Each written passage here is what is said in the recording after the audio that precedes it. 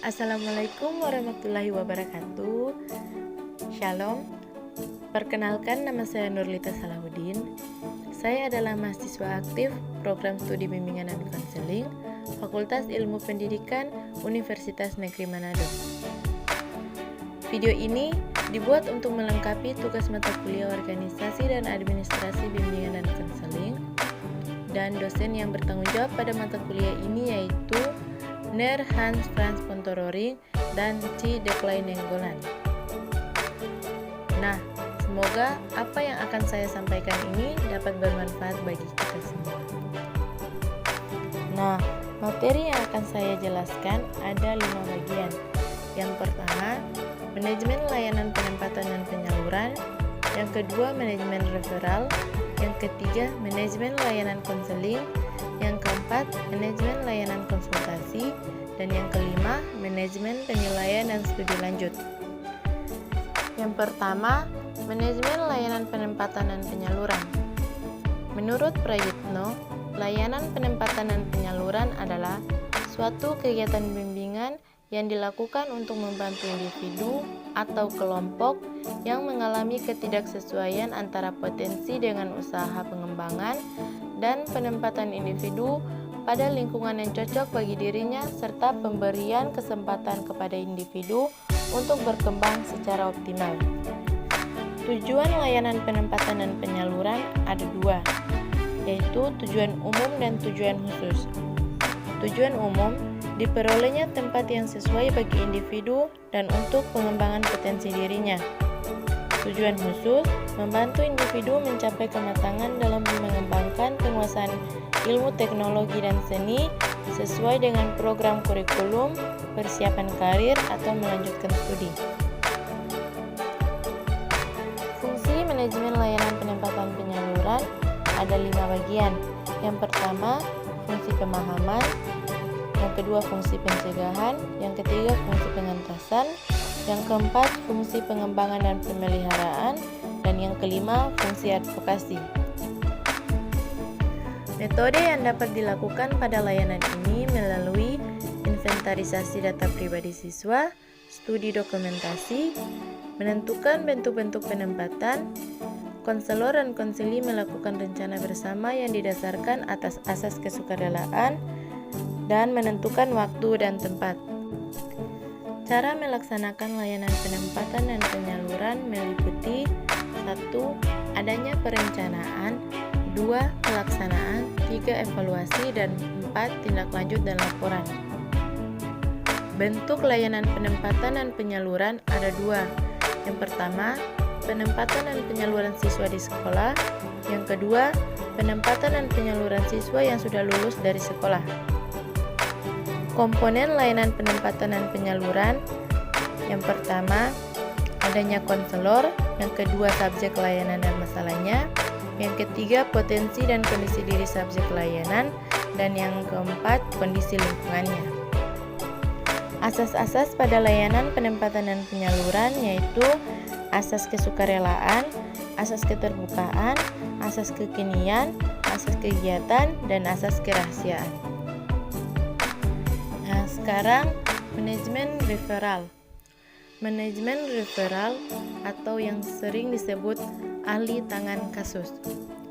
Manajemen referral adalah kegiatan pendukung bimbingan dan konseling untuk mendapatkan penanganan yang lebih tepat dan tuntas atas masalah yang dialami oleh konseli dengan memindahkan penanganan kasus dari satu pihak ke pihak lainnya.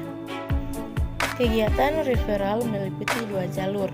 Yang pertama, jalur kepada konselor, yang artinya konselor menerima kiriman konseli dari pihak lain seperti dari orang tua, kepala sekolah, guru, dokter, dan pihak lainnya. Yang kedua, jalur dari konselor, artinya konselor mengirim konseli yang belum tuntas ditangani kepada pihak lainnya, seperti konselor yang lebih senior, konselor yang membidangi spesialisasi tertentu, dan ahli lainnya. Tujuan layanan referral ada 2, yaitu tujuan umum dan tujuan khusus. Tujuan umumnya, diperolehnya pelayanan yang optimal setuntas mungkin atas masalah yang dihadapi konseli. Tujuan khususnya agar tenaga ahli yang menjadi arah referral diminta memberikan pelayanan secara spesifik dan menuntaskan masalah yang dihadapi konseli. Fungsi pada layanan referral dibagi menjadi 3, yaitu memberikan bantuan kepada konseli yang memiliki kebutuhan dan masalah, yang dimana dia sangat memerlukan pertolongan dengan segera. Yang kedua, fungsi penyembuhan. Yang ketiga, fungsi perbaikan. Komponen layanan ini, yang pertama konselor, yang kedua konseli dengan masalahnya, dan yang ketiga ahli lain. Nah, sekarang manajemen layanan konseling. Manajemen layanan konseling adalah suatu pelayanan yang diberikan kepada individu atau kelompok yang pelaksanaan konseling harus profesional.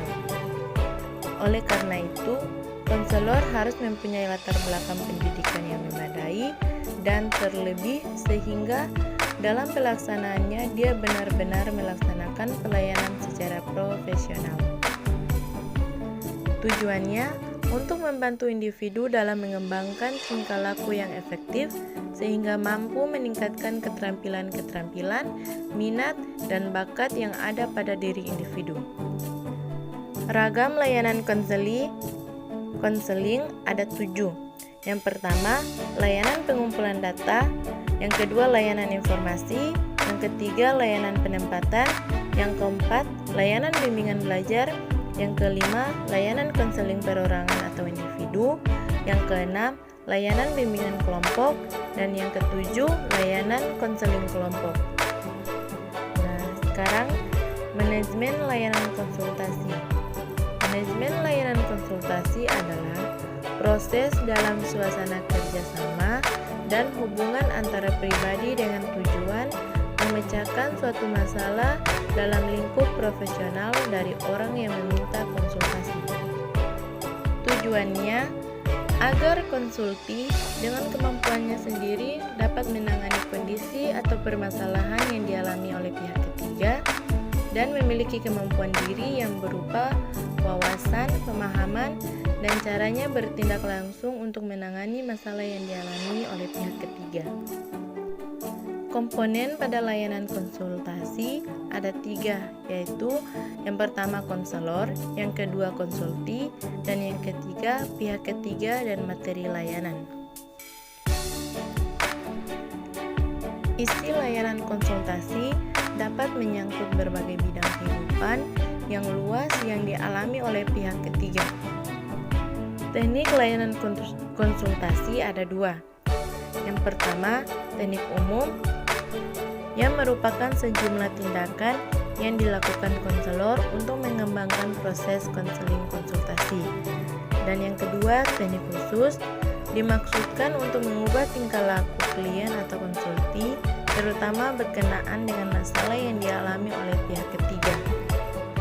Pelaksanaan layanan konsultasi dibagi menjadi 5, yaitu yang pertama, perencanaan, yang kedua pelaksanaan, yang ketiga evaluasi, yang keempat analisis hasil evaluasi, dan yang kelima tindak lanjut dan laporan. Nah, sekarang yang terakhir, manajemen penilaian dan studi lanjut. Penilaian adalah menetapkan baik atau tidaknya sesuatu berdasarkan kriteria tertentu. Tujuannya untuk mengetahui efektivitas pelaksanaan bimbingan di sekolah. Studi lanjut adalah usaha untuk menelaah hasil layanan bimbingan kepada para siswa atau konseli yang telah meninggalkan sekolah itu karena melanjutkan studi atau bekerja.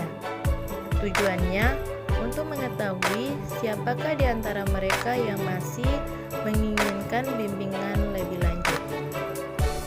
Kriteria dan kaidah penyusunan alat ukur BK. Yang pertama, kriteria program bimbingan yang baik. Yang kedua, kriteria keberhasilan dalam pelaksanaan atau efektivitas bimbingan. Yang ketiga, pertimbangan dalam menyusun alat ukur pelaksanaan bimbingan. Baiklah teman-teman, itulah materi yang saya jelaskan dari mata kuliah Organisasi dan Administrasi Bimbingan dan Konseling. Semoga materi ini dapat bermanfaat bagi teman-teman semua. Dan terima kasih untuk teman-teman yang sudah menyimak. Mohon maaf apabila materi yang saya jelaskan masih ada kekurangan. Wassalamualaikum warahmatullahi wabarakatuh. Shalom dan salam konselor.